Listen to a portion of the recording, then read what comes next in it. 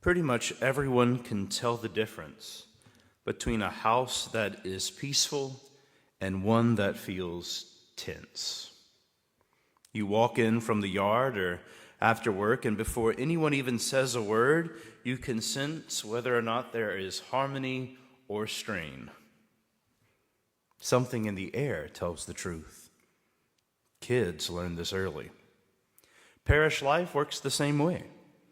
You step into the kitchen or a classroom or into the church, and the atmosphere reveals whatever spirit lives there. Peace does not lie, but neither does unrest. Now, we often think that the kingdom of God will show itself in big, dramatic moments, a miracle, a sign, a sudden change in our life that proves God is finally listening and doing something about it. Underneath that desire is, of course, a spiritual wound. We're not always confident that God is already here. We search for assurance and noise and spectacle because we doubt the quiet work of grace in our own souls. Sometimes we chase spiritual trends or jump toward the next big thing, hoping that it will finally make faith feel more real. But that restlessness reveals something deeper. We have not yet learned to trust the hidden presence of the one who sees us, teaches us, and holds us steady. Jesus tells the Pharisees, "The kingdom of God cannot be observed. Behold, the kingdom of God is among you." They wanted a sign. He offered his presence. They wanted a timetable. He offered a relationship. And today's first reading takes it even further. The book of wisdom describes a spirit, holy, unique, clear, unstained, certain.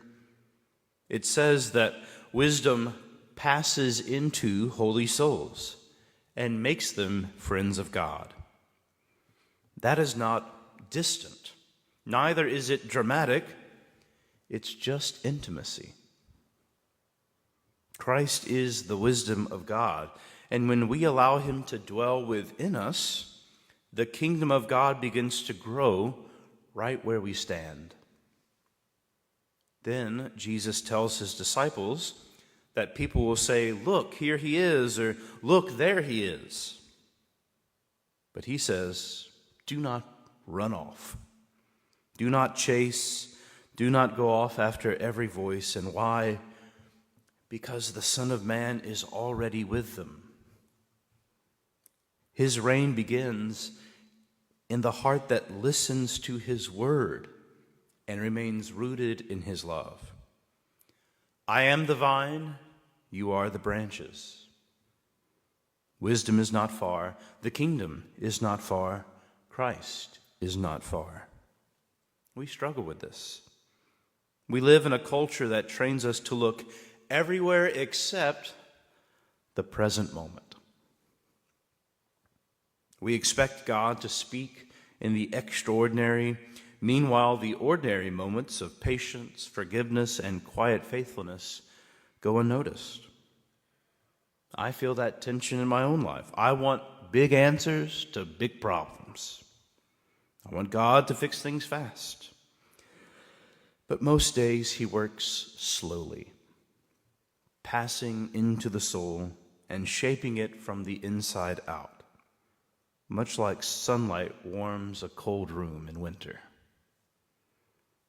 We all want a sign that we are moving in the right direction, yet the sign is often the smallest fruit of the Spirit.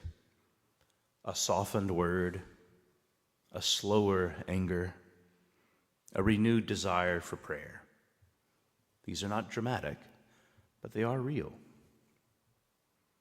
If the kingdom is already among us, then the altar is the clearest place that we see the presence of the kingdom. Here, wisdom enters holy souls. Here, Christ binds us to himself. Here, the vine feeds the branches. The Eucharist teaches us to stop chasing noise and to remain. Remain in him, remain in his word, remain in his love. Because that is where the fruit begins to grow. Families who pray together, forgive quickly, and carry small crosses with grace are living proof that the kingdom is already at work in the here and now. The Lord reigns wherever hearts allow him to reign.